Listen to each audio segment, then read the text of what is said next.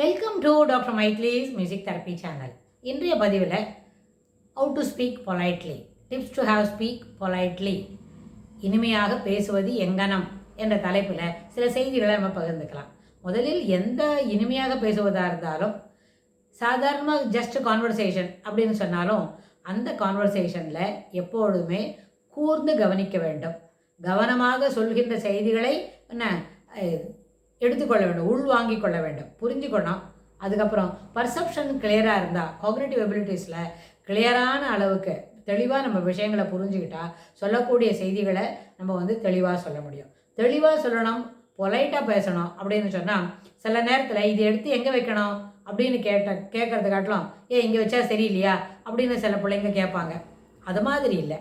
அதாவது சில விஷயங்களை அவங்க தெரிஞ்சுக்கிற வரைக்கும், சிறப்பாக தெரிஞ்சுக்கிற வரைக்கும் you should ask for it. இது எப்படி வைக்கணும், ஹவு டு மேக் இட் அப்படின்னு. ஏற்கனவே நமக்கு தெரிஞ்சிருக்கிற விஷயம் சிறப்பாக வைக்கிறோம் அப்படின்னு சொன்னால் இட் இஸ் ஓகே. ஆனால் ஆல்ரெடி இட் இஸ் நாட் அது சரியான அளவில் வச்சிருக்கல அப்படின்னு சொன்னால் that has to be organised, that has be arranged அப்படின்றத நம்ம சிறப்பாக புரிஞ்சுக்கணும். ஆர்கனைஸ் பண்ணிவிட்டு வைக்கணும்னு சொன்னால் எந்த மாதிரி ஆர்கனைஸ் பண்ணணும்? Is it okay, shall I redo it அப்படின்னு நம்ம கேட்கலாம். தோஸ் அதை என்ன பண்ணணும், சரியாக பண்ண வேண்டியது அவசியமாக இருந்தால். அதனால் ஒரு வகுப்பில் இருக்கிறோம், ஆசிரியர் சிலதெல்லாம் சொல்லி கொடுக்குறாங்க அப்படின்னு சொன்னால் அங்கே கேட்கும் பொழுதும் நம்ம என்ன செய்யணும், ஒரு ரிகார்டோட கூட தான் பேசணும். இது செய்யலாமா, can I do this, can I make like this அப்படின்னு கேட்டுவிட்டு தான் செய்யணும். ஏன்னா அந்த பதிவு இருந்தால் தான், அந்த பணிவான பேச்சு இருந்தால் தான் நம்ம அதுக்கு மேலே என்ன செய்யணும், அடுத்ததை பற்றி நம்ம அதில் பேச முடியும். ஆனால் பணிவு வளர்த்துக்கணுங்கிறது எப்படி? You should ask for it.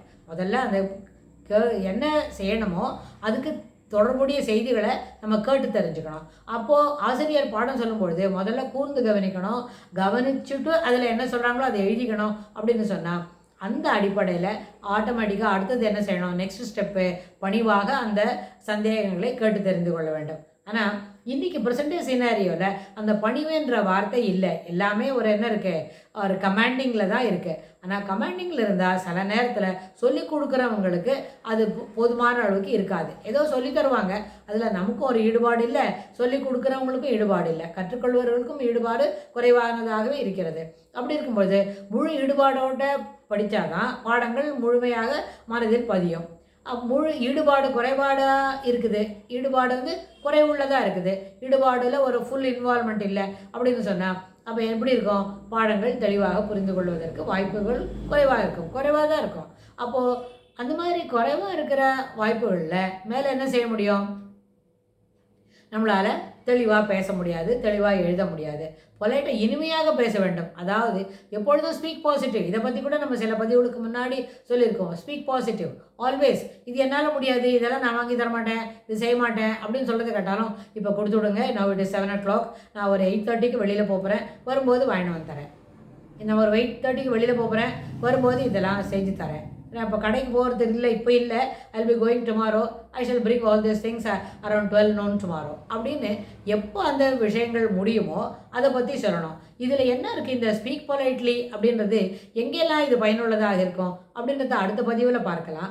ஏன்னா சில சமயத்தில் பாசிட்டிவாகவும் இனிமையாகவும் பேசுவது பெரிய அளவில் பயன் தரும். அது நமக்கு எதிர இருக்கிறவங்களுக்கு நல்ல ஒரு ஊக்கியாகவும் மனதுக்கு ஒரு நம்பிக்கையை விளைவிக்கக்கூடியதாகவும் இருக்கும்னு சொல்லி இந்த பதிவை நிறைவு செய்கிறோம். அடுத்த பதிவில் நம்பிக்கையை விளைவிக்கக்கூடியதை பற்றி தெளிவாக பேசலாம். தேங்க்ஸ் ஃபார் வாட்சிங்.